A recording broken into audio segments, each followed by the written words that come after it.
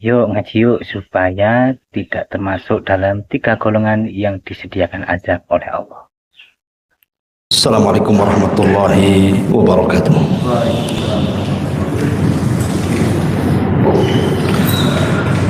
Alhamdulillah wassalatu wassalamu ala rasulillah wa ala alihi wa sahbihi wa mawalah wa la hawla wa la quwwata illa billahi wa ba'du. Alhamdulillah, segala puja dan puji hanya milik Allah subhanahu wa ta'ala. Salawat dan salam kita hadiahkan kepada Rasul kita Nabi besar Muhammad sallallahu alaihi wasallam. Pembahasan di malam hari ini biasa kita membahas Qasasul Anbiya, tapi malam ini kita akan membahas tema lain yang sederhana. Sebuah hadis yang dikeluarkan Al-Imam Muslim dalam sahihnya dari Abi Hurairah radhiyallahu an marfu'an, yang sampai kepada Nabi sallallahu alaihi wasallam, "Thalathatun la yukallimuhumullahu yaumal qiyamah wa la yuzakkihim wa lahum wa la yanzuru ilaihim wa lahum adzabun alim. Syaikhun zanin wa malikun kadzabun wa ailun mustakbirun." Dari Abi Hurairah radhiyallahu an, Nabi sallallahu alaihi wasallam bersabda, 3 kelompok yang tidak akan diajak bicara oleh Allah subhanahu wa ta'ala pada hari kiamat, yang tidak akan dibersihkan oleh Allah pada hari kiamat, bahkan tidak akan dilihat oleh Allah pada hari kiamat, dan bagi mereka azab yang sangat pedih. Yang pertama, syaikhun zani, orang tua yang sudah renta tapi masih berzina. Yang kedua, wa malikun kadzab, penguasa yang berdusta. Wa ailun mustakbirun, dan orang miskin yang sombong. Dalam riwayat Salman Al-Farisi radhiyallahu an ada tambahan, wal munafiq sil'atahu bi khadifin kadhib, dan orang yang bersumpah atau memudahkan sumpah-sumpah palsu untuk melariskan dagangannya. Ma'asyiral muslimin yang dimuliakan Allah subhanahu wa ta'ala, 3 perkara ini adalah 3 perkara yang sangat mengkhawatirkan sekali, karena ancamannya sedemikian banyak dari Allah subhanahu wa ta'ala dan juga Rasulnya.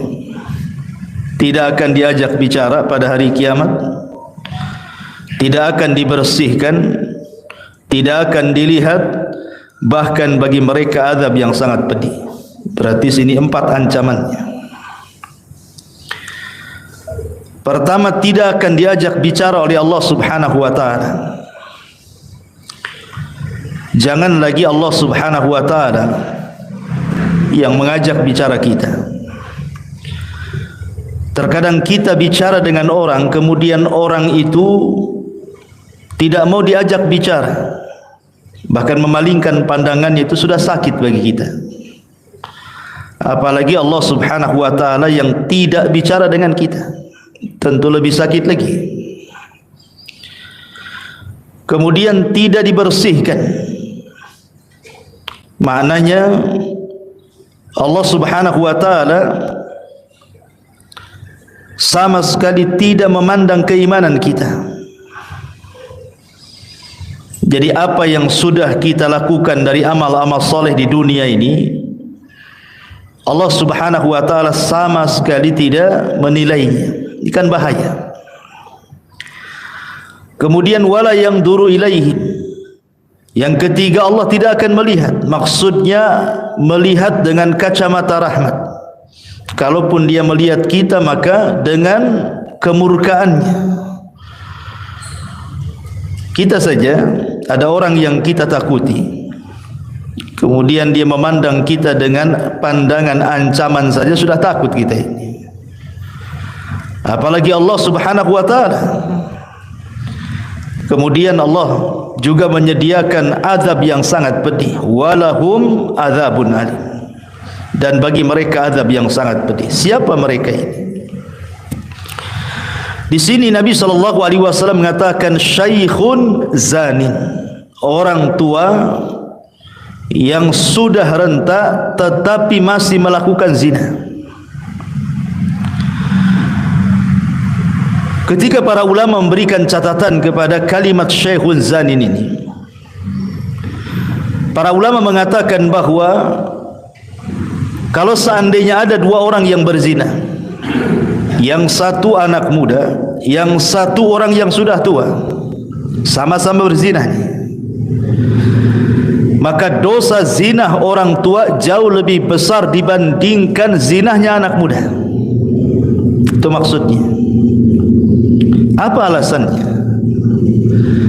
Yang pertama, kita tahu bahwa usia manusia itu terbatas. Terutama umat Nabi SAW dibatasi dengan usia. Kata Nabi SAW, a'maru ummati bainas sittina wa sab'in, bahwa umur umatku itu berkisar 60 sampai 70 tahun saja. Wa qalilun ma yajuzu dzalik, sedikit orang yang melampaui 70 itu. Ada tetapi tidak banyak. Umumnya orang itu di usia 70 tahun sudah meninggal. Artinya kalau seandainya orang itu usianya sudah 60 tahun atau 50 tahun lebih, artinya dia sudah mengira-ngira usianya. Biasanya orang yang seperti ini harusnya lebih mendekatkan diri kepada Allah Subhanahu wa taala dibandingkan mengumbar syahwatnya. Karena dia sudah tahu batas usianya itu. Walaupun dia tidak tahu kapan dia meninggal, tetapi Rasul sudah membatasi seperti itu. Berarti orang yang sudah tua dan berzina, dia tidak tahu diri kalau dia sudah dekat ajalnya. Ini yang pertama. Yang kedua, kalau anak muda berzina itu sudah wajar karena syahwatnya memang besar. Walaupun tetap kita katakan zina itu dosa besar, mau dilakukan siapa saja. Tetapi anak muda melakukan zina itu ada pendorongnya, ada penyebabnya. Karena biasanya anak muda itu masih kencang syahwatnya, sehingga terkalahkan oleh hawa nafsunya, kemudian dia berzina. Lah orang tua ini jangan lagi cerita syahwat yang lemah, pandangannya pun sudah mulai kabur, telinga pun sudah mulai budek, badan pun sudah mulai lemas, syahwat pun sudah tidak ada lagi terkadang. Lalu apa yang mendorong dia berzina kecuali karena buruk akhlak tuh? Karena akhlaknya yang buruk. Memang zina itu kebiasaan dia. Makanya kenapa kemudian dosa orang tua yang berzina jauh lebih besar dibandingkan anak muda yang berzina? Karena anak muda berzina itu ada pendorongnya. Kalau orang tua, apa yang mendorong dia berzina? Ini yang kedua. Yang ketiga, umumnya orang yang sudah tua, biasanya nikmat yang Allah anugerahkan itu sudah tersampaikan semuanya. Dia sudah punya istri, dia sudah punya anak, sebagian besar sudah punya cucu. Artinya bahwa dia pernah merasakan yang halal, yang Allah halalkan kepadanya kan. Kenapa kemudian dia meninggalkan yang halal kemudian berpaling ke yang haram? Kalau tidak rusak hatinya. Maka ini juga pendorong kenapa Syekhun Zanin ini dikhususkan dalam hadis ini oleh Nabi sallallahu alaihi wasallam. Kemudian yang terakhir, umumnya orang sudah tua ini, kalau dia berzina berarti dia lebih banyak mendolimi keluarganya. Sebab itulah Nabi sallallahu alaihi wasallam mengkhususkan Syekhun Zanin, orang tua yang berzina, maka dosanya lebih besar dibandingkan anak muda yang berzina. Sama seseorang laki-laki berzina dengan wanita pelacur, dengan seorang laki-laki berzina dengan tetangganya, itu kan beda hukumnya.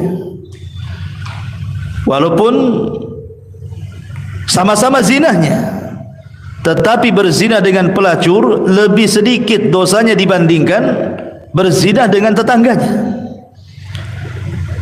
Kenapa demikian? Karena kalau dia berzina dengan wanita tetangganya atau laki-laki tetangganya, berarti dosanya double. Pertama dosa zinahnya, yang kedua dosa merobek hak-hak bertetangganya. Itulah yang kemudian dosa zina itu tidak satu level tetapi bertingkat-tingkat. Sama juga di sini dengan Syekhun Zanin, orang tua yang berzina. Ini yang pertama. Kemudian yang kedua kata Nabi sallallahu alaihi wasallam, wa malikun kadzdzab. Malikun kadzdzab, penguasa yang berdusta. Kenapa kemudian Nabi sallallahu alaihi wasallam mengkhususkan penguasa yang berdusta lebih besar dosanya dibandingkan orang biasa berdusta? Bukankah dusta itu sama-sama dosa besar? Anda berdusta juga dosa besar, penguasa berdusta juga dosa besar. Lalu kenapa kemudian para penguasa kalau mereka berdusta dosanya lebih besar dibandingkan orang biasa? Karena apa yang mendorong penguasa berdusta kepada rakyatnya coba? Sementara hukum ada di tangannya, kebijakan-kebijakan rakyat itu ada di tangannya. Untuk apa dia berdusta? Bukankah dia yang membuat undang-undang? Baik umpamanya kebaikan untuk rakyatnya ataupun keburukan untuk rakyatnya. Kita ini sebagai rakyat tidak bisa apa-apa. Apa kata pemerintah, ya aja ngikutkan begitu. Lalu apa gunanya berdusta kalau begitu? Dari sinilah maka kemudian para penguasa yang berdusta itu lebih besar dibandingkan orang biasa berdusta, karena pendorong dustanya tidak ada. Yang kedua, kalau dia berdusta, dia akan membawa dosa rakyatnya. Lain kalau saya berdusta dengan Anda, paling membawa dosa Anda saja, satu orang atau dua orang kan begitu. Tapi kalau penguasa berdusta ini, maka dia akan membawa dosa yang akan ditanggung oleh dia dari seluruh rakyat yang dipimpinnya. Makanya ketika Nabi SAW menulis surat kepada raja-raja untuk masuk Islam, contoh saja surat Nabi SAW kepada Herakli, pembesar Romawi. Kata Nabi SAW, aslim taslam, kalau kamu masuk Islam selamat kamu, kalau tidak kau akan menanggung dosa semua rakyatmu, kata Nabi. Itulah konsekuensinya pemimpin yang dusta itu. Tapi kalau pemimpin itu jujur, justru dia mendapatkan pahala rakyatnya. Makanya kenapa ketika Nabi SAW menyebutkan orang pertama dari orang-orang yang akan mendapatkan naungan arsy Allah di hari yang tidak ada naungan kecuali naungan Allah, pertama disebut oleh Rasul apa? Imamun adil, pemimpin yang adil, nomor satu tuh. Ya. Maka dari sini ma'asyiral muslimin yang dimuliakan Allah Azza wa Jalla, Allah khususkan para penguasa dusta ini dosanya lebih besar dibandingkan rakyat yang berdusta. Kemudian yang ketiga, kata Nabi SAW, wa'ailun mustakbir, orang miskin sombong. Ikhwatu fiddin yang dimuliakan Allah Subhanahu wa ta'ala, gimana ceritanya orang miskin sombong? Sudah miskin sombong kan? Sombong itu kan harus ada pendorongnya. Seperti umpamanya Qarun. Kenapa Qarun sombong? Karena kaya. Kalla innal insana la yatgha an ra'ahus taghna. Terkadang ada orang-orang yang kalau Allah buka kekayaan dia melampaui batas. Berarti pendorong sombongnya si Qarun itu karena kekayaannya. Ada yang mendorong dia sombong. Namrud ataupun Fir'aun sombong. Apa yang mendorongnya? Kekuasaan dia. Karena dia punya kekuasaan, makanya dia sombong. Berarti yang mendorong Fir'aun sombong, Namrud sombong itu karena kekuasaannya. Berarti kekuasaan yang mendorong dia menjadi sombong. Atau mungkin karena ketampanan, atau mungkin karena kecantikan, atau mungkin karena sebuah jabatan, atau mungkin dalam sebuah pekerjaan, atau mungkin titel, atau apalah namanya. Kan banyak pendorong-pendorong orang itu jadi sombong. Tetapi orang miskin sombong itu apa yang dorong dia sombong itu apa? Apa yang disombongkan orang miskin? Sudah ngontrak, banyak hutang, masalah dengan keluarganya, apa yang disombongkan orang miskin itu? Makanya ketika orang miskin itu tidak ada pendorong sombong, kemudian dia sombong, makanya orang miskin yang sombong lebih besar dosanya dibandingkan orang kaya yang sombong. Sekali lagi saya katakan, wajar orang kaya sombong itu karena kaya. Pejabat sombong karena jabatan. Pemimpin sombong karena kepemimpinan. Orang ganteng, orang cantik sombong karena punya rupa yang baik. Lah sudah miskin, jelek lagi, cemana yang mau disombongkan? Itu apa ceritanya? Ya. Makanya Nabi SAW langsung menegaskan, wa'ailun mustakbir. Orang miskin sombong itu tidak akan diajak bicara, tidak akan dibersihkan, tidak akan dilihat. Allah sediakan azab yang sangat pedih. Naudzubillah. Ma'asyiral muslimin yang dimuliakan Allah Azza wa Jalla. Berada di sini ada 3 perkara yang ingin saya jelaskan. 3 perkara yang merusak manusia. Dan yang terakhir dalam riwayat Salman Al-Farisi saya katakan tadi, wal munafiq sil'atahu bihalifin kadzib. Orang yang jualan untuk melariskan dagangannya bersumpah dengan sumpah-sumpah palsu. Dikit-dikit wallahi demi Allah, dari sana enggak dapat, padahal sudah dapat, dan begitu seterusnya. Hanya untuk menguatkan saja biar cepat laris. Ya. Intinya bahwa ada 3 poin yang kita akan jelaskan yang merusak manusia itu 3. Pertama, al-kadzib, dusta. Yang kedua, al-kibr, sombong. Dan yang ketiga, zina. Inilah yang merusak manusia. Baik. Ma'asyiral muslimin yang dimuliakan Allah Subhanahu wa taala, bicara yang pertama al-kadzib, dusta. Nabi SAW pernah ditanya dalam hadis Safwan ibn Sulaim atau ibn Salim radhiyallahu an, ayakunul mu'minu jabbanan ya Rasulullah? Rasul, mungkinkah seorang mukmin itu penakut? Kata Rasul, na'am, mungkin saja seorang mukmin itu penakut. Kemudian Rasul ditanya lagi, ayakunul mu'min bakhilan? Apakah seorang mukmin itu bisa jadi bakhil? Kata Rasul, na'am, boleh jadi seorang mukmin itu bakhil. Kemudian kata orang ini, ayakunu mu'min kadziban? Mungkinkah seorang mukmin itu pendusta wahai Rasul? Kata Rasul, la, tidak. Seorang mukmin tidak mungkin berdusta. Dia boleh penakut, diajak jihad mikir-mikir. Dia boleh bakhil, disuruh sedekah mungkin malas. Tetapi seorang mukmin tidak mungkin dusta, kata Rasul.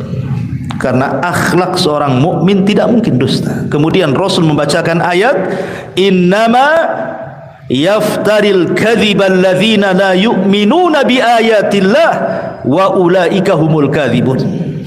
Hanya saja orang-orang yang mengarang-arang kedustaan itu dilakukan orang-orang yang tidak beriman dengan ayat-ayat Allah, dan mereka adalah para pendusta. Allah nafikan iman dalam ayat ini kepada para pendusta, karena seorang mukmin tidak mungkin berdusta. Jangankan seorang mukmin, di zaman jahiliyah, dusta itu aib bagi mereka. Amr ibn As radhiyallahu an sebelum masuk Islam masih kafir, masih musyrik, masih menyembah berhala. Dia berkawan dengan Musailamah Al-Kadzab. Musailamah Al-Kadzab orang yang ngaku nabi palsu tuh di zaman Nabi. Bertandanglah Amr bin As ke rumah Musailamah Al-Kadzab. Kata Musailamah Al-Kadzab, "Ya Amr, kau kan tetangga si Muhammad. Apa yang terakhir kau ingat dari surat yang diturunkan Jibril kepadanya?" Kata Amr bin As, "Yang aku ingat adalah suratul Fil." Sudah dibacakan, "Ara'aital ladzi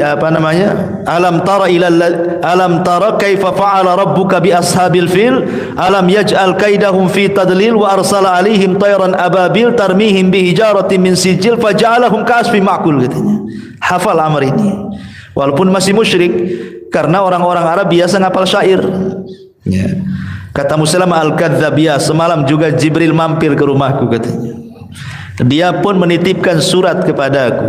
Kata Amr bin As, "Surat apa itu?" "Suratul Difda," surat kodok, katanya. Kata Amr bin As, "Coba bacakan suratmu wahai Musailamah," katanya. Kemudian Musailamah mengatakan, "Dia Difda binta Difda aini niki mata niki fa inna a'laki fitin wa asfaluki filma." Kodok, anak putri kodok, katanya. Silakan mengodok karena paling tinggi tempatmu di tanah, paling rendah kau dalam dasar air, katanya. Sebenarnya ayat kodok, katanya. Apa kata Amr bin As? "Wallahi inni ra'aituka kadziba." Demi Allah aku lihat kau ini seorang pendusta. Ini sama-sama musyrik ngomong begitu tuh. Karena bagi orang Arab dusta itu aib bagi mereka. Kalau orang-orang jahiliyah memandang dusta itu aib, harusnya seorang mukmin lebih aib lagi, kan begitu. Ma'asyiral muslimin yang dimuliakan Allah, makanya ketika Nabi SAW menjelaskan tentang dosa para pendusta di dalam kuburan itu. Satu malam Nabi SAW kemudian dibawa oleh dua malaikat ke sebuah tempat. Rupanya tempat itulah penyiksaan para orang-orang yang melakukan dosa. Kemudian Nabi SAW melihat sebuah azab yang sangat mengerikan. Apa azab yang dilihat Nabi? Kata Nabi SAW, "Aku melihat ra'aitul lailata rajulaini atayani." Qala, ketika Nabi SAW melihat ada orang yang terlentangkan, jadi kakinya di atas, kepalanya di bawah. Kemudian di sampingnya ada orang yang memegang pisau dalam bentuk cerulit bengkok begini. Kemudian dimasukkan ke dalam mulutnya, kemudian diiris sampai ke tengkuknya. Kemudian setelah itu dimasukkan ke lubang hidungnya, kemudian diiriskan sampai ke tengkuknya. Kemudian diulang ke sebelah kirinya. Kemudian diiriskan sampai ke tengkuknya. Kemudian diulang ke hidung sebelah kirinya, diiriskan sampai ke tengkuknya. Rupanya ini sudah balik lagi. Terus seperti itu. Kata Rasul, "Mahadan, apa ini?" Kata Jibril, "Intalik, intalik." Kemudian hadis ini panjang. Kemudian kata Nabi SAW, "Alladzi ra'aitahu," kata malaikat ini, orang yang kau lihat itu, "yushakku sidquhu fakadzabun yakdzibu bil kadzbati tuhmalu anhu hatta tablughal afaq," katanya. Orang yang kau lihat itu, yang kemudian diiris dari mulai mulut dan lubang hidungnya sampai ke tengkuknya kiri kanan itu, mereka adalah para pendusta yang dustanya sampai melambung ke ufuk, katanya. Mungkin zaman dulu ikhwan, berdusta sampai melambung ke ufuk, maknanya dustanya itu terkena orang banyak. Itu mungkin sulit kalau zaman dulu, ya. Sehebat apapun orang mengarang dusta, sulit untuk tersebar ke berbagai macam tempat, itu susah. Tapi sekarang kan mudah dengan adanya handphone, ya. Antum buat aja cerita hoax, kemudian antum tekan saja enter, kemudian langsung menyebar dalam 1 detik, sudah ke semana-mana, dibaca semua orang. Apalagi tahun-tahun politik, ditunggu-tunggu hoax itu. Apalagi sudah ada YouTube, sudah ada Instagram, sudah ada ini. Itulah maknanya tablugul afaq. Jadi dusta itu menyebar kemana-mana tuh. Kalau dulu belum ada handphone kan, susah kita ini mau nyebar dusta kan. Mau nyebar hoax satu desa saja susah kan. Nunggu dari mulut ke mulut, baru kemudian beberapa bulan baru tersebar kan gitu. Lah sekarang ini tidak perlu nunggu berbulan-bulan, 1 detik saja sudah tersebar satu Indonesia, satu dunia lagi kan begitu. Lah bagaimana Nabi SAW menjelaskan begitulah hukumannya di azab kubur para pendusta itu. Ma'asyiral muslimin yang dimuliakan Allah Subhanahu wa taala, dan ingat dusta itu bukan sifat orang, itu sifat setan itu. Dusta itu sifat setan. Makanya Allah Subhanahu wa taala mengatakan dalam surah Asy-Syu'ara ayat 221 sampai 223, hal unabbiukum ala man tanazzalu syayatin tanazzalu ala kulli affakin athim yulquna as-sam'a wa aktsaruhum kadzibun, kata Allah. Maukah kuhabarkan, kata Allah, kepada kalian, setan ini kalau turun kemana? Setan ini kalau turun kemana, kata Allah. Maka Allah jawab, tanazzalu ala kulli affakin athim. Mereka turun menemui para pendosa dan juga para pendusta.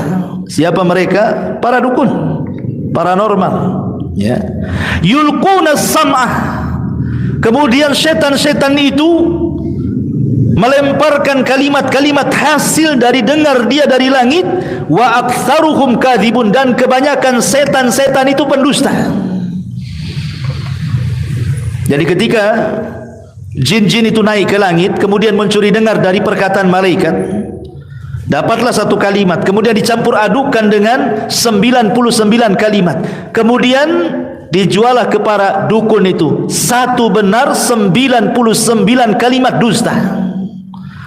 Jadi dari sini bahwa syaitan itu mengarang-arang cerita kemudian dijual kepada dukun. Kemudian dukun pula berdusta kepada kita. Itu namanya silsilah kibul namanya. Jadi dukun dikibuli oleh jin, kita pula dikibuli dukun gitu maksudnya. Ya. Jadi dusta itu adalah sifatnya syaitan, kesimpulannya. Kemudian juga sifatnya orang-orang munafik. Bahkan Nabi SAW mengatakan bahwa jima' hisal, keseluruhan watak-watak munafik itu adalah kadzib, dusta. Apabila mereka hasad, mereka berdusta. Apabila mereka dengki, mereka berdusta. Apabila mereka hendak menipu, mereka berdusta. Apabila mereka bicara, mereka berdusta. Itulah orang munafik itu. Makanya Nabi SAW mengatakan ayatu munafikin salasatun. Tanda orang munafik itu 3. Salah satunya, kata Rasul, idza haddatsa kadzab. Apabila dia ngomong berdusta. Artinya dusta ini sifatnya orang kafir, sifatnya orang munafik, sifatnya syaitan, dan begitu seterusnya. Ma'asyiral muslimin yang dimuliakan Allah Subhanahu wa taala, tapi kan dusta ini tingkat-tingkatan. Sama dengan zina juga bertingkat-tingkat kan begitu. Yang paling besar dosanya adalah dusta itu kalau al-kadzibu 'ala Allah war Rasul. Dia berdusta atas nama Allah dan atas nama Rasulnya. Ini dusta paling besar. Ya. Seperti umpamanya dia menciptakan hukum, Allah mengatakan halal, Allah mengatakan haram, padahal Allah tidak mengatakan ini halal, ini haram. Kita balik hukum Allah. Dan Allah katakan dalam surah An-Nahl ayat 116, Allah mengatakan wala taqulu lima tasifu alsinatukumul kadhiba hadza halalun wa hadza haramun litaftaru 'ala Allahi kadhiba. Maka janganlah kalian mengucapkan sesuatu dan mengatakan ini halal, ini haram, padahal Allah tidak mengatakannya, hanya untuk berdusta atas nama Allah Subhanahu wa taala. Kemudian yang kedua, atau mungkin dia tidak mengatakan seperti itu, merubah-rubah ayat-ayat Al-Quran, yang halal diharamkan, yang haram dihalalkan, dan begitu seterusnya. Boleh jadi mungkin dia mentafsirkan Al-Quran yang bukan tafsirnya dengan kedustaan karena hawa nafsunya. Atau mungkin dia membuat sebuah riwayat hadis yang dinasabkan kepada Rasul, yang kemudian hadis itu hadis maudhu, hadis palsu. Atau mungkin sudah ada hadis palsu kemudian disebarkannya. Itu sama dengan berdusta atas nama Rasul. Betapa banyak para duat, para dai yang mereka tidak paham dengan hadis-hadis Rasul, berceramah tiba-tiba mengeluarkan hadis-hadis maudhu. Kata Nabi SAW dalam sebuah hadis, "Man kadzaba alayya muta'ammidan falyatabawwa maq'adahu minan nar." Siapa yang sengaja berdusta atas namaku, silahkan tempat duduknya di neraka. Kan banyak itu para duat. Kalau kita menyampaikan hadis dan ini hadis palsu, jelaskan ini hadis palsu. Jangan dilempar begitu saja karena masyarakat tidak paham. Akhirnya masyarakat mengimani sesuatu yang tidak boleh diimani. Ini yang pertama. Yang kedua, al-kadhibu 'alan nas. Berdusta kepada manusia seperti orang-orang munafik. Mereka berdusta. Allah mengatakan dalam Al-Quran seperti dalam surah Al-Munafikun, "Nashhadu innaka la Rasulullah." Kami bersaksi bahwa engkau adalah Rasulullah. Maka Allah Subhanahu wa taala bantah, tidak, engkau tidak sedang bersaksi dia Rasul. Kenapa? Wallahu ya'lamu innaka la rasul wallahu yashhadu innal munafiqina lakadzib. Di ujung ayat Allah mengatakan innal munafiqina lakadzibun. Para orang-orang munafik itu adalah para pendusta. Kemudian yang ketiga, al-kadzibu fi hadithi bainan nas. Berdusta ketika bermuamalah bersama manusia. Dan itu paling banyak di masyarakat itu. Orang-orang yang suka berdusta di masyarakat itu paling banyak. Datang orang yang nagih hutang, itu yang sering di masyarakat. Nanti orang tuanya bilang sama anaknya, bilang bapak tak ada. Anak ini pula bego, ngomong sama debt kolektornya, bapak tadi ngomong, dibilang katanya tak ada katanya. Apa enggak berang tuh debt kolektornya itu. Intinya bahwa ini paling banyak di masyarakat adalah ketika mereka berbicara suka berdusta. Kemudian yang keempat, al-kadzib li idhakin nas. Ini para pelawak. Berdusta untuk membuat orang tertawa. Hati-hati ya. Kadang-kadang saya tidak paham kenapa profesi-profesi para pelawak itu dengan bangganya mereka melawak. Kemudian dalam lawakannya mereka berdusta hanya untuk mendapatkan tertawaan manusia. Ini dosa besar. Nabi SAW mengatakan wail. Bayangkan diawali dengan kalimat wailun, kata Rasul. Wailun lilladzi yuhadditsu bil hadithi liyudhika bihil qaum fayakdzib. Wailun lahu kata Rasul. Neraka wel. Tahu wel? Wel itu sebuah lembah di dasar jahanam yang sangat dalam, yang sangat hitam, yang sangat busuk. Itulah wel. Sebuah lembah di neraka jahanam itu disebut wailun. Di Quran banyak wailun lil mutaffifin, wailun likulli afakin hathim, wailun likulli humazatil lumaza. Banyak dalam Quran. Ya. Wailun, lembah di neraka jahanam untuk siapa? Untuk orang yang mereka berbicara. Kemudian pembicaraannya itu meniatkan untuk supaya sebuah kaum mentertawakan pembicaraannya, kemudian dia berdusta. Jadi dia melawak kemudian berdusta supaya orang tertawa. Wail kata Nabi 3 kali, wailun lahu katanya. Nauzubillah. Ya. Kemudian juga yang nomor 5, al-mubalaghatu fil itra' wal madah. Atau orang terlampau menyanjung orang.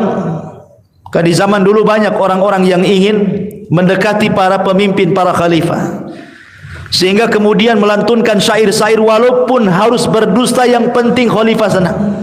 Para penjilat. Ya. Dan itu juga banyak di masyarakat kita. Apabila kita menjagokan pamannya pemimpin tertentu, kemudian memuja-muji, kemudian di-share di shot ataupun di YouTube atau di apa kan, memuji dengan berlebihan kan, padahal berdusta. Oh si anu itu sudah ini yang sudah dilakukannya selama menjadi pemimpin begini.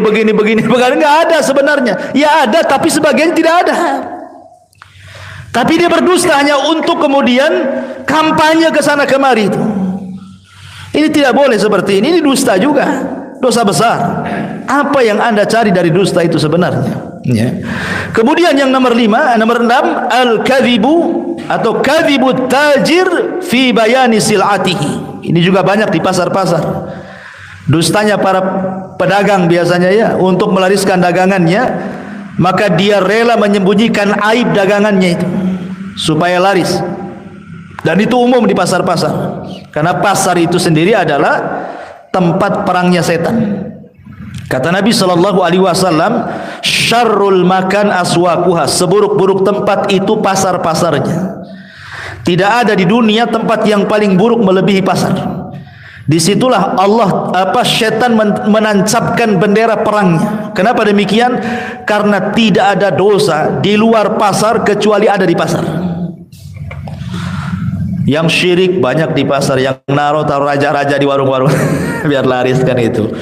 Dunia perdukunan itu perang di pasar tuh. Yang hasad di pasar, yang dengki di pasar, yang maki-maki, yang merendahkan, yang gibah, semua di pasar ada. Ya. Makanya berlindunglah kalau orang masuk pasar itu. Kemudian yang nomor 9, syahadatuz zur. Ini biasa di persidangan-persidangan. Ya, membayar saksi untuk berdusta, untuk mengambil hak orang lain, naudzubillah.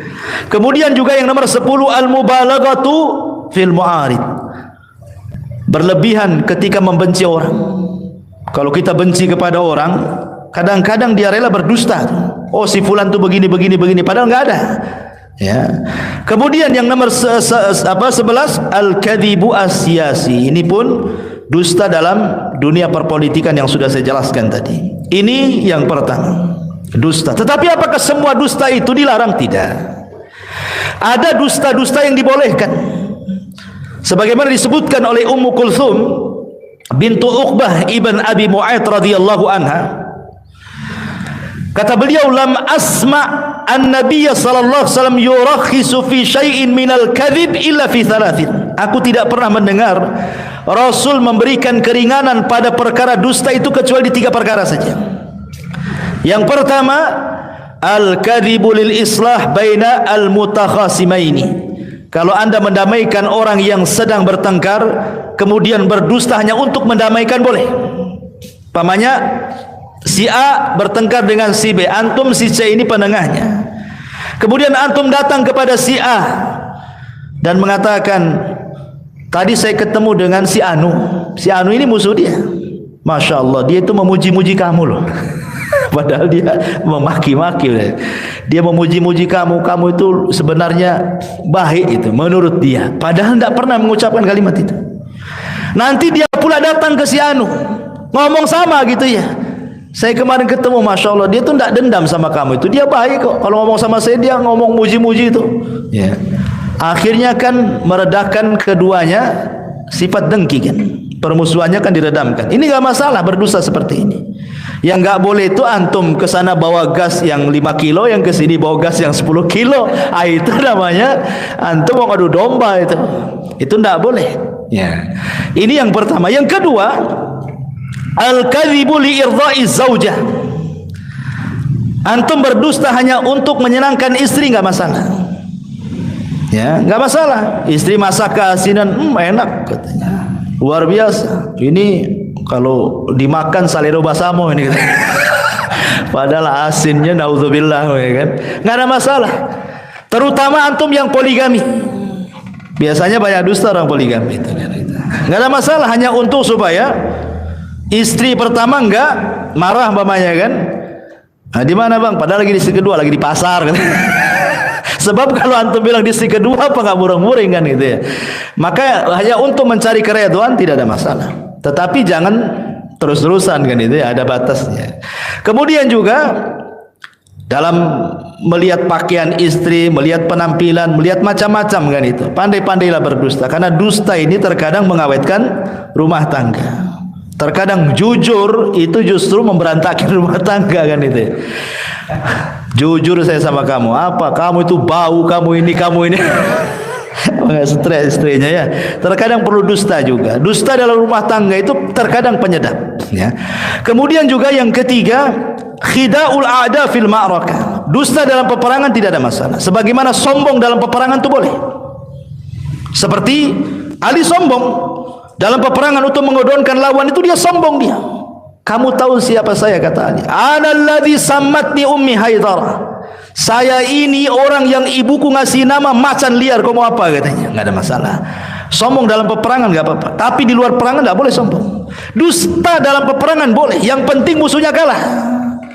Ya, karena Rasulullah mengatakan innal harba kaidun. Peperangan itu tipu daya. Peperangan itu semuanya tipu daya, intinya menang. Makanya perkara-perkara yang di luar peperangan terkadang dibolehkan dalam peperangan. Bohong, sombong itu tidak ada masalah dalam peperangan. Yang penting menang. Ya. Ini hanya 3 perkara dibolehkan seseorang itu berdusta. Atau yang keempat, ada yang menambah, untuk menjaga darah seorang muslim. Ya, menjaga darah seorang muslim. Dia dikejar mau dibunuh, sembunyi di rumah antum. Ya, kemudian tanya yang bunuh, mana dia, nggak ada, padahal di kamar kan itu. Ya. Itu juga dibolehkan, wallahu a'lam. Taib. Ini yang pertama, al-kadhib, dusta. Saya pernah terbaca fatwa daripada Syekh bin Baz. Ketika beliau ditanya tentang bagaimana seorang orang tua yang menceritakan sebuah kisah, yang kisah itu kisah fiktif. Kisah nggak ada ceritanya, nggak ada nyatanya, lain dengan kisah para nabi kan jelas, kisah para sahabat, kisah orang-orang soleh. Ini enggak, dia hanya bercerita, ngarang-ngarang cerita. Ya, seperti kisah si kancil sama si buaya itu kan, si kancil dengan Pak Tani itu, apalah kisah-kisah desa itu. Diceritakan kepada anak supaya mentarbiah anak. Maksudnya supaya anak itu jadi baik, jadi berbuat baik sama orang tuanya. Tapi kisah yang diceritakan itu fiktif. Boleh ditanya bagaimana hukumnya gitu ya. Beliau mengatakan tetap itu dikatakan dusta dan tidak boleh dikatakan halal. Tetapi apakah kemudian dalam niat tarbiyah ini dibolehkan atau tidak? Beliau mengatakan masih dipelajari gitu ya. Artinya bahwa sekelas Syekh bin Baz, seorang alim saja, beliau wara' dalam berfatwakan apakah itu boleh atau tidak kan gitu ya. Apalagi kita gitu. Ya, maka jangan mudah-mudah kemudian seseorang itu memberikan fatwa, kemudian fatwanya itu ternyata tidak berdasar atau agak-agak menurut dia gitu ya. Mungkin agak-agak jawabannya kayak gini. Nggak boleh. Agama ini jangan main agak-agak, harus pasti, karena kebenaran itu ada tolak ukurnya Al-Quran dan Sunnah. Ya. Masyarul muslimin yang dimuliakan Allah Azza wa Jalla. Yang pertama. Yang kedua, sombong atau al-kibar. Nabi SAW mengatakan dalam sebuah hadis, yuhsyarul mutakabbiruna amsaladzar yaumal qiyamah fi suratul rijal yaghshahumudz dhullu min kulli makanin yusaquna ila sijnin fi jahannam ila akhiril hadis.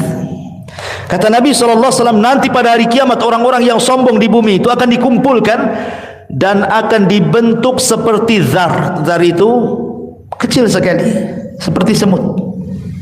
Jadi orang yang sombong di dunia itu dikecilkan badannya seperti semut. Kemudian dia akan terseok-seok karena takut diinjak orang-orang besar. Coba bayangkan bagaimana Allah Subhanahu wa taala menghinakan para orang-orang sombong ini. Ketika di dunia merasa besar, di akhirat Allah kecilkan badannya sehingga terseok-seok dia, takut diinjak orang. Begitulah al-jaza min jinsil amal. Balasan itu disesuaikan dengan amalannya.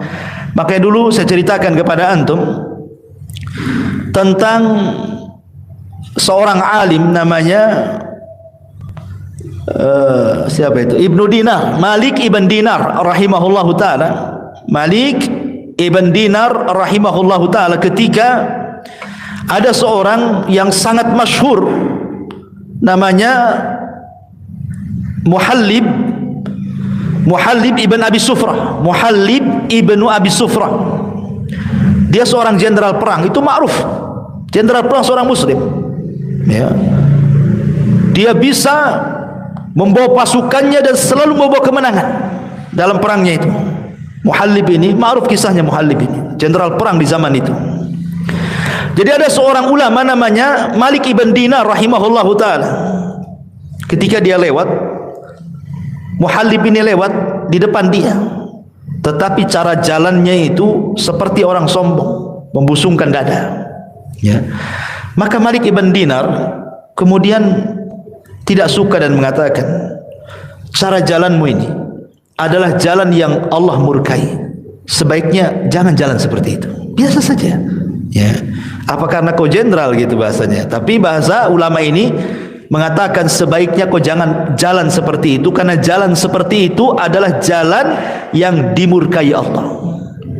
Kemudian Muhalib, karena dia seorang jenderal perang, mengatakan, ata'rifuni, berani-beraninya kau bicara kepadaku dan menasihati diriku, tahukah siapa aku, katanya. Maka kata Malik ibn Dinar, na'am, saya tahu persis siapa kamu, katanya. Saya tahu persis siapa kamu. Kemudian kata Muhalib, kalau begitu siapa saya, katanya.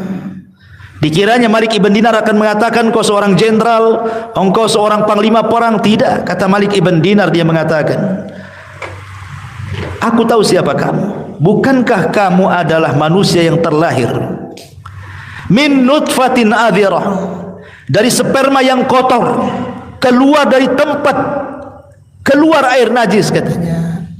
Kok ini orang yang keluar dari sperma yang kotor, keluar dari 2 lubang najis 2 kali, dan sekarang di balik bajumu itu terkandung najis kotoran. Dalam perutmu itu banyak kotorannya. Dan seandainya kau mati pun kemudian kau tidak dikuburkan, maka bangkaimu adalah bangkai yang sangat menjijikkan manusia. Enggak ada orang yang berani mendekati bangkaimu, katanya. Artinya kemudian Malik ibn Dinar menasihati, janganlah sombong, kamu dengan saya sama saja, katanya.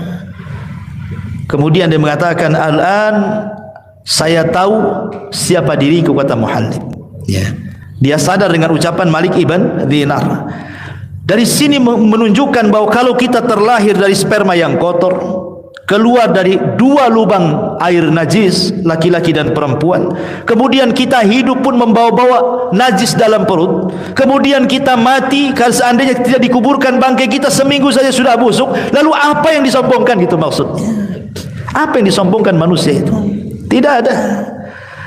Makanya Ibnu Sammak suatu ketika menghadap Harun ar-Rasyid, seorang pemimpin ma'ruf. Harun ar-Rasyid pemimpin adil, khalifah. Ya. Jadi di hadapan Harun ar-Rasyid ini ada minum air putih.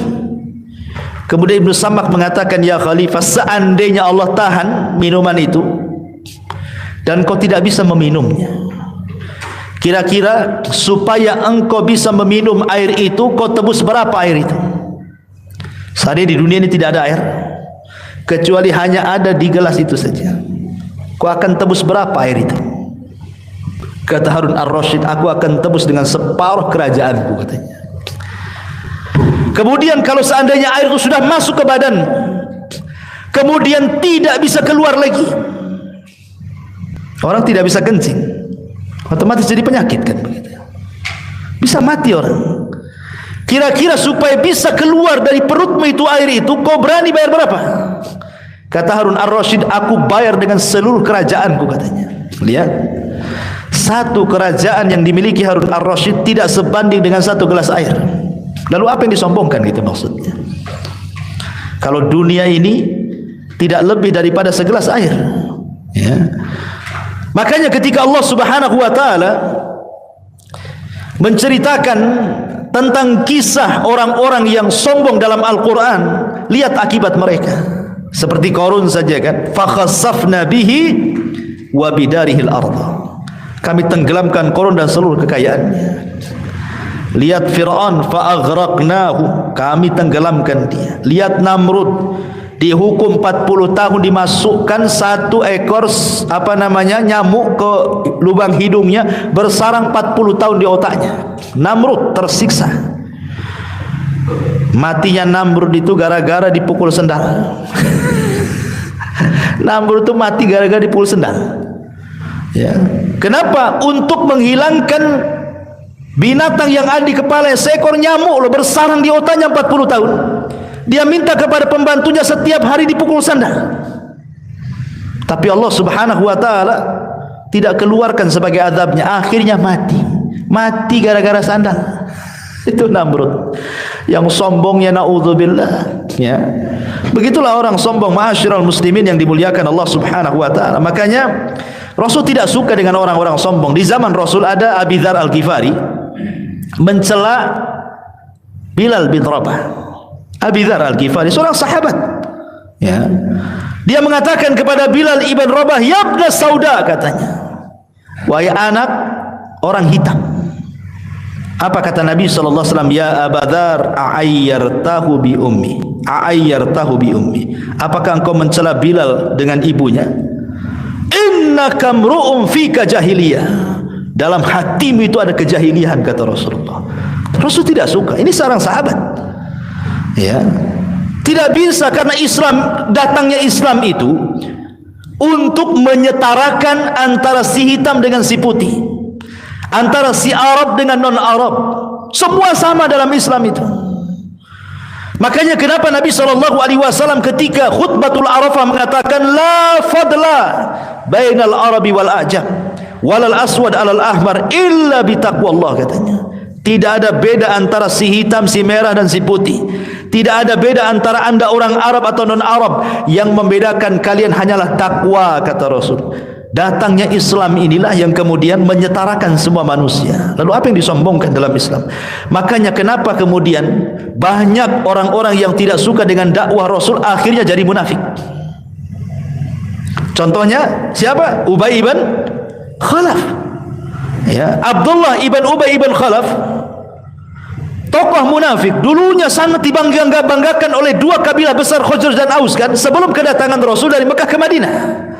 Bahkan dijagokan akan memimpin dua kabilah besar Ansar sebelum masuk Islam mereka. Datang Nabi, rupanya kabilah Ansar dua-duanya masuk Islam, Khazraj dan Aus itu. Kemudian Islam menyatarakan mereka semuanya. Akhirnya Abdullah ibn Ubay tidak lagi dihormati, kan? Karena apa? Semua sama dalam Islam itu. Mau anda pemimpin, kami rakyat. Mau anda pejabat, kami orang biasa. Mau anda kaya, kami miskin. Semua sama. Sejak itulah akhirnya Abdullah ibn Ubay dendam kepada Rasul. Akhirnya jadi munafik dia. Ya, ma'asyiral muslimin yang dimuliakan Allah Azza wa Jalla. Taib. Sombong ini banyak pengaruhnya. Di antaranya ikhwatu fiddin muliakan Allah Azza wa Jalla, persis kata Nabi SAW ketika ditanya apa itu sombong, kata Rasul, batrul haq wa ghamdun nas, menolak kebenaran. Semata-mata menolak kebenaran itu sudah dianggap sombong. Menolak Quran, menolak hadis itu sombong orang itu. Yang kedua, merendahkan manusia, karena biasanya orang sombong itu dia cuek dengan orang. Kalau antum ingin tahu orang kaya sombong itu, ngobrol dengan dia. Ya, ngobrol dengan orang-orang kaya itu. Kalau dia tidak punya perhatian dengan antum, ya antum dicuekinnya, antum sekedarnya, itu sombong kata orang itu. Tidak memandang, apalagi wajah dia kemana, wajah antum kemana, kan itu ya. Ya. Seperti itu ikhwan. Na'udzubillah ya. Kemudian juga su'u muamalatin nas. Biasanya orang sombong itu buruk muamalahnya. Sangat buruk muamalahnya. Ketika ada seorang laki-laki minta izin kepada Nabi SAW, kemudian kata Nabi kepada Aisyah, bi'sa akhul asyirah, seburuk-buruk orang yang datang itu dia wahai Aisyah, katanya. Kemudian ketika datang orang ini, tiba-tiba Nabi SAW senyum-senyum, tertawa-tertawa. Aisyah heran gitu. Kata Aisyah, Nabi SAW, tadi kau mengatakan seburuk-buruk orang dia, ketika dia sudah datang kau tajamul pula, artinya berpura-pura pula, kan itu. Tidak menunjukkan bahwa dia itu orang jahat, katanya, kan. Padahal yang datang ini orang munafik. Sampai-sampai Rasul mengatakan ketika datang Hasan Husain, dicium sama Nabi. Orang ini mengatakan, ya Rasulullah, saya punya 10 anak, laki-laki dan perempuan, tidak ada yang aku cium satupun, katanya. Maka kata Nabi SAW, ciumlah mereka. Jangan sampai Allah mencabut rahmat di hatimu, maka tidak akan turun rahmat dari langit kepadamu, katanya. Irhamu man fil ardi yarhamukum man fis sama. Sayangi orang yang di bumi, maka yang di langit akan menyayangi kamu, katanya.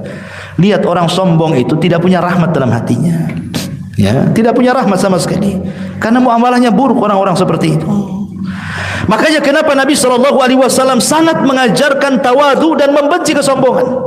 Sampai di akhir hayatnya loh, sebelum wafatnya Rasul, itu di akhir khutbah beliau, sebelum beliau wafat, beliau naik mimbar. Kemudian kata Nabi SAW, "Man kuntu darabtu dhahran fahadha dhahri," kata Rasul. Siapa yang dulu ku pukul punggungnya, ni punggungku, pukul sekarang. "Wa man akhadtu malan fahadha mali falyaqtas minhu, falyakhudh minhu." Siapa yang dulu ku ambil hartanya, ini lo hartaku, ambil sekarang katanya. "Wa man syatamtu irdan fahadha irdi falyaqtas minhu." Atau yang dulu pernah ku caci, ku maki, ku rendahkan, ku gibah, nih kehormatanku, caci sekarang. Itu sebelum wafatnya Nabi. Nabi ingin mengajarkan kepada kita bahwa begitulah sikap tawadhu gitu dia. Nabi ingin tawadhu, bukan mentang-mentang dia Nabi kemudian suka-suka dia mendolimi rakyatnya, tidak. Rasul tetap minta dikisos. Sampai dari kerumunan orang itu ada laki-laki tiba-tiba berdiri, "Saya siap mengkisos Anda wahai Rasul." Wah, satu masjid ribut sahabat, siapa yang berani?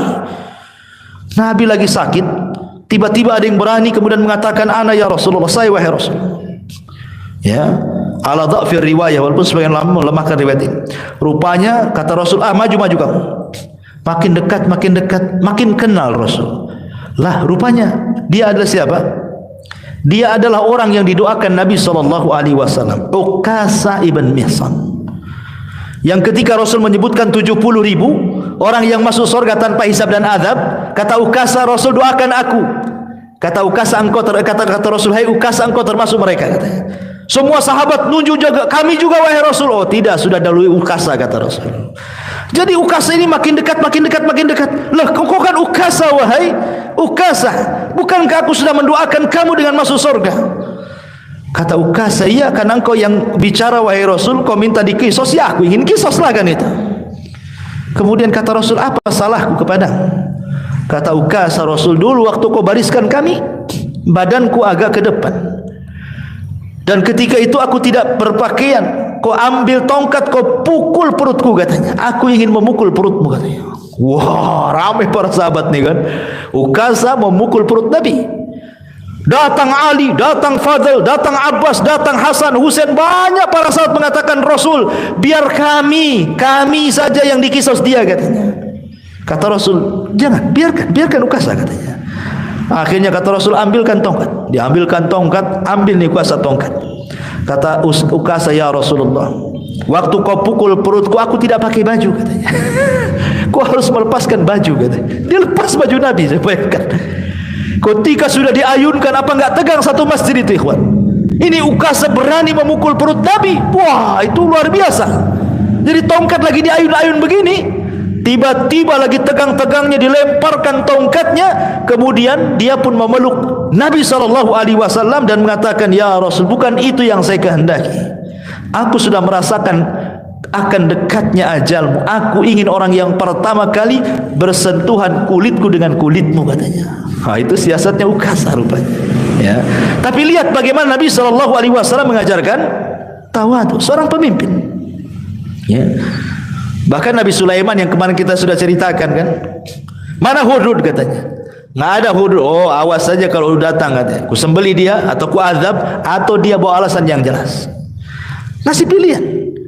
Ya. Bisa saja Sulaiman kalau pemimpin yang diktator, "Mana Hudhud?" udah datang disembeli kan begitu ya. Tapi Sulaiman masih mendengarkan alasannya. Didengerin baik-baik. "Kenapa kau pergi? Kenapa kau gaib?" kan gitu. Udah ceritakan. Itu menunjukkan tawadhunya Sulaiman, masih mendengarkan aspirasi rakyatnya. Coba para pemimpin kayak Sulaiman tuh, Hudhud saja didengar, padahal burung, apalagi manusia. Ya. Ma'asyiral muslimin yang dimuliakan Allah Azza wa Jalla. Kemudian juga min asari takabur adalah aqlu huquqin nas bil batil. Biasanya pengaruh sombong itu suka memakan hak-hak manusia secara zalim. Umumnya orang sombong seperti itu.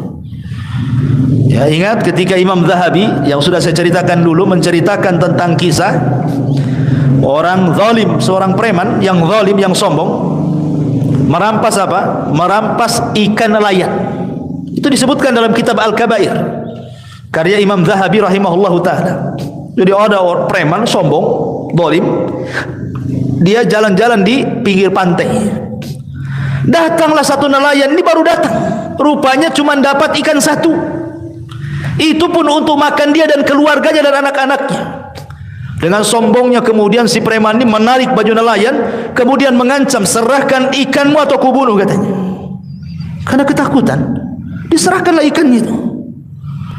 Ikan sudah mati kan, satu-satunya ikan itu dari hasil tangkapannya. Oh, dengan sombong, dengan bangganya sang preman ini membawa ikan ini balik mau dimakan sama dia. Di tengah jalan Allah takdirkan ikan itu hidup, kemudian menggigit tangannya. Dia kira gigitan ikan itu biasa-biasa saja, ya berdarah begitu ya biasalah, ya.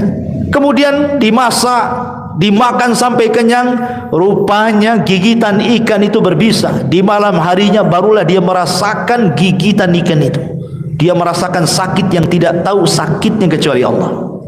Menjerit di malam hari, saking sakitnya itu, karena jarinya digigit ikan itu. Akhirnya keesokan harinya tidak tahan, dia datang ke tabib. Dia menceritakan, ya tabib, saya kegigit ikan nih, kok bisa sakitnya seperti ini. Kemudian diperiksa sama tabib, kata tabib, itu adalah bisa yang paling buas dan tidak bisa disembuhkan kecuali diamputasi telapak tangan, kecuali dipotong sininya. Mau tidak mau harus dipotong, ya. Akhirnya betul-betul dipotong, ya. Dikiranya sudah sembuh tuh. Rupanya setelah dipotong beberapa hari setelahnya sakit lagi sampai menjalar ke sikut dia. Datang lagi ke dokter, kata tabib ini harus diamputasi nih katanya, sampai ke sikutnya sini. Akhirnya dipotong sikutnya. Dikiranya sudah sembuh, rupanya sudah sembuh sampai menjalar lagi ke tempat tenaganya ini. Akhirnya sang dokter ini heran karena dia sering menangani penyakit itu, tidak separah ini masalahnya. Jadi dokter ini ngomong, sebenarnya kamu itu kenapa? Apa yang sekedar digigit ikan saja katanya? Nggak mungkin, mungkin ada cerita yang lain lah katanya. Jadi sang preman yang sombong ini baru bercerita dia. Sebenarnya bukan itu ceritanya. Itu ikan yang aku makan yang menggigit jariku di awal pertama itu adalah ikannya nelayan. Perlu diceritakan dari awal sampai akhir. Kata dokter, inna lillahi wa inna ilaihi rajiun. Coba sebelum kau datang untuk diamputasi pertama kali telapak tanganmu, kau minta maaf dulu sama nelayan itu, maka sembuh penyakitmu katanya. Gak perlu kau dipotong-potong kayak gini tanganmu katanya. Sebelum aku potong habis tanganmu, sebaiknya kau cari nelayan itu, minta maaf katanya. Aku dicari-cari nelayan itu sampai akhirnya ketemu, ya. Kemudian dia mengatakan, samihni ya fulan, maafkan aku wahai fulan. Nelayan ini bingung, ya. Kemudian kata lain, siapa kamu? Aku nggak kenal. Aku yang ngambil ikanmu dulu katanya.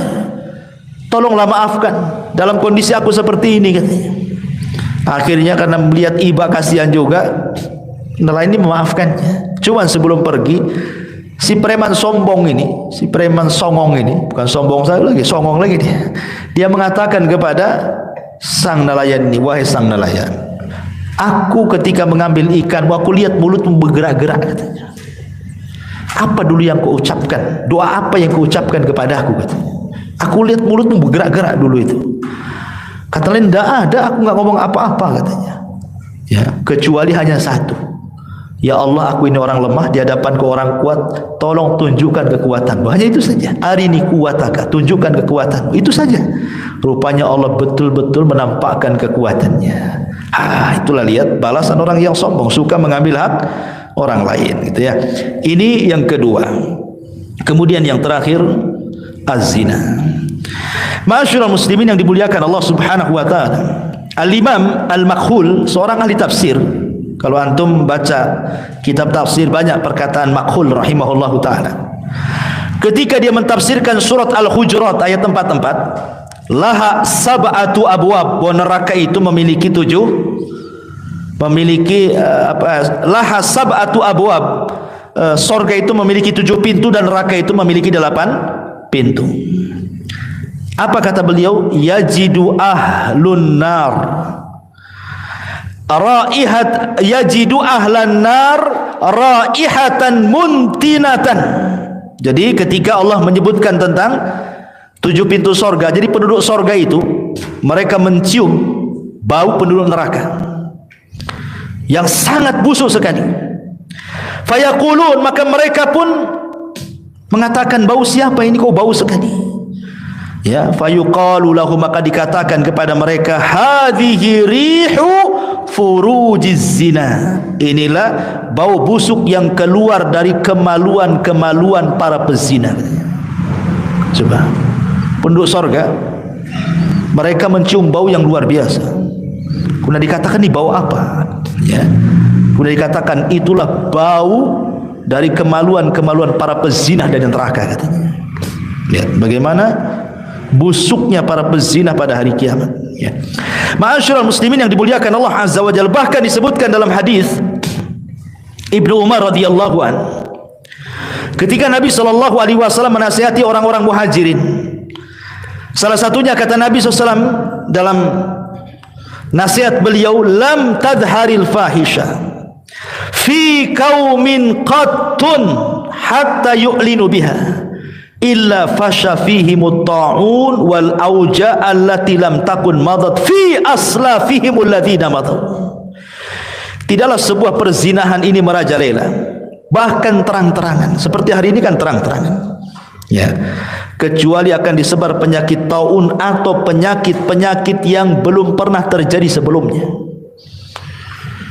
atau al-auja, penyakit-penyakit yang belum pernah terjadi di zaman Rasul ada di zaman sekarang.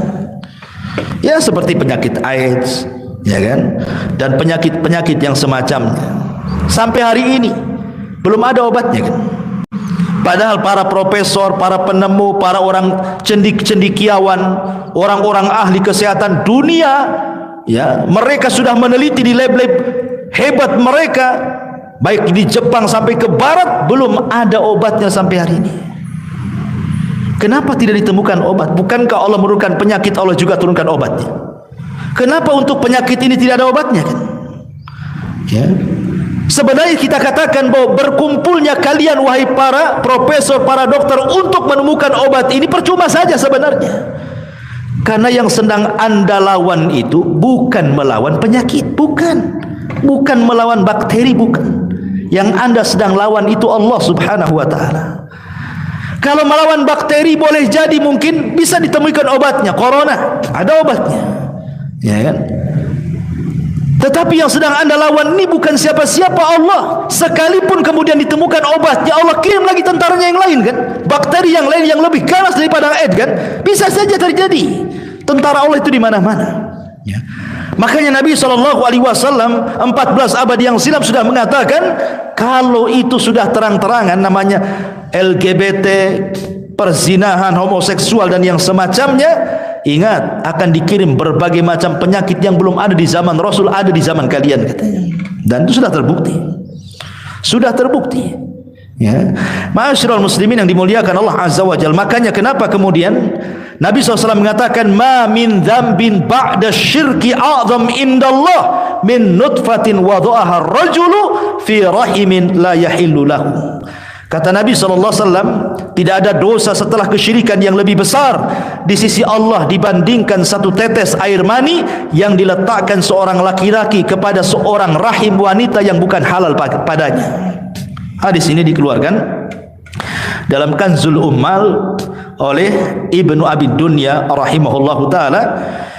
Bahkan disebutkan dalam kitab Al-Awsat oleh Imam At-Tabrani, Nabi SAW mengatakan, iyyakum waz-zina fa inna fihi arba' khisalin.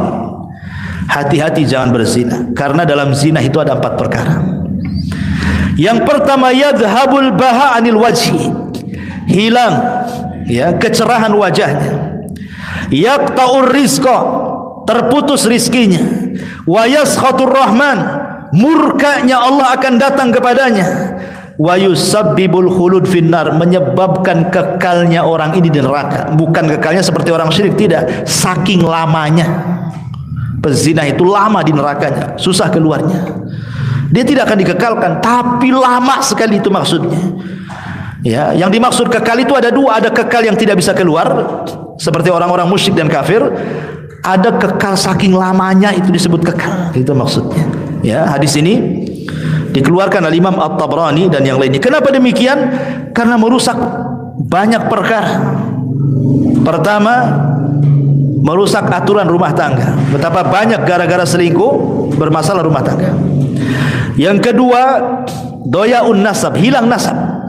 Anak-anak hasil zina akhirnya tidak dinasabkan kepada bapaknya, tidak mendapatkan hak waris, tidak mendapatkan hak mahram, tidak mendapatkan hak wali. Subhanallah. Dan dia bagikan orang lain dengan bapaknya. Tidak diakui. Dalam Islam tidak diakui. Jadi hilang nasabnya. Ya. Kemudian juga Imam Ibnul Qayyim rahimahullah ta'ala sampai mengatakan, lihat bagaimana Islam ketika menghukum hudud had pezina itu berbeda dengan hukum hudud yang lainnya. Khusus untuk hukuman pezina, ya. Pertama, bahwa kata Imam Ibnul Qayyim rahimahullahu taala, al-qatlu fihi bi ashna'il qatalat. Membunuhnya dengan seburuk-buruk pembunuhan. Kalau membunuh, ya paling dipenggal saja lehernya. Ya kan, mati cepat kan.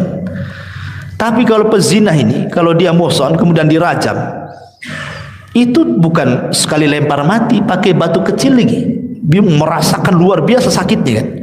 Lama dia matinya, sakitnya lebih lama gitu.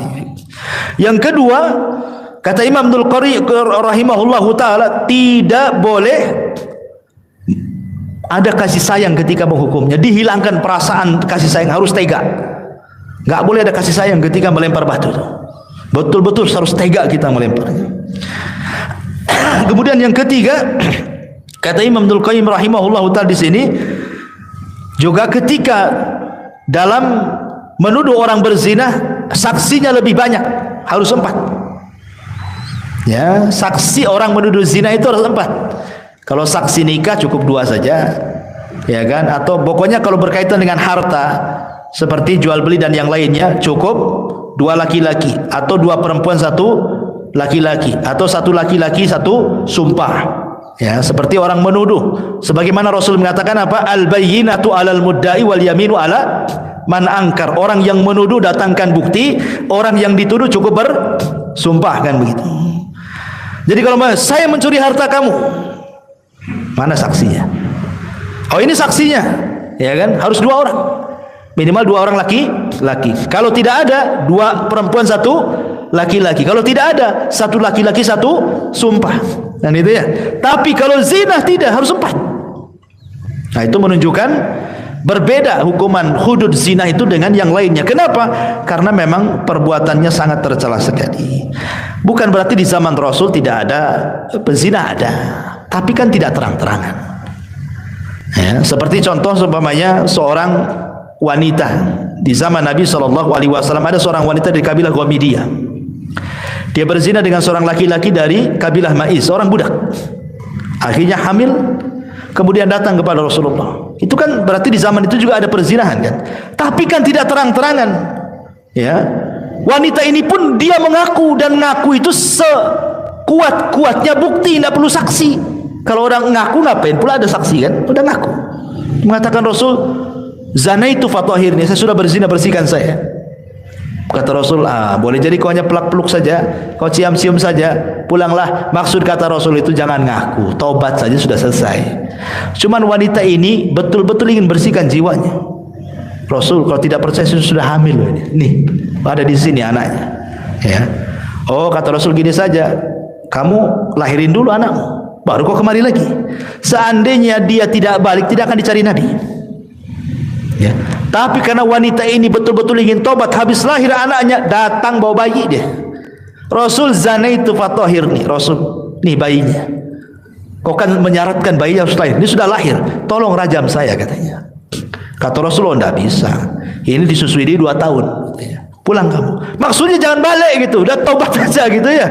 Itu bagaimana rahmatnya Islam. Tapi memang dasar wanita ini ingin tobat betul-betul, sudah 2 tahun. Datang dia bawa anaknya. Nih, anak saya sudah 2 tahun wahai Rasul. Zanaitu fatahirni, tolong rajam saya, katanya. Kata Rasul, ada enggak yang mengkafir dari keluargamu? Ada, ini bibi saya, paman saya, katanya. Dia sudah siap mengkafir saya. Akhirnya karena dia yang minta, dirajam wanita ini. Ketika dirajam, Khalid bin Walid semangat, pak, sampai darahnya muncrat ke badannya, sampai di celaknya wanita itu. Kata Rasul, la tasubbuha, jangan kau cela wanita itu. Laqad kanat taubah, dia sudah bertobat. Kalau tobatnya dibagikan ke 70 penduduk Madinah cukup untuk mereka, kata Rasul. Ya. Kalau tobatnya wanita ini dibagikan kepada 70 penduduk Madinah, itu sudah cukup bagi mereka. Kenapa? Karena melihat keikhlasannya. Ya. Tapi lihat bagaimana Islam. Ya, bagaimana Islam itu penuh dengan rahmat. Walaupun dia sudah berzina, tobat saja gitu maksudnya. Dan kalau sudah bertobat bukan dikatakan pezina lagi. Nggak boleh. Kalau dulunya dia pezina kemudian bertobat, jangan dibilang pezina, tidak. Dia sudah tobat. Dia jadi wanita baik-baik lagi. Karena tobat itu menghapuskan dosa yang sebelumnya, sebagaimana Islam juga menghapuskan dosa kekufurannya. Nah, inilah di antara 3 dosa yang disebutkan dalam hadis Nabi sallallahu alaihi wasallam. Wallahu a'lam bishawab. Subhanakallahumma bihamdika asyhadu an la ilaha illa anta astaghfiruka wa atubu ilaik. Wallahu ta'ala alam. Assalamualaikum warahmatullahi wabarakatuh.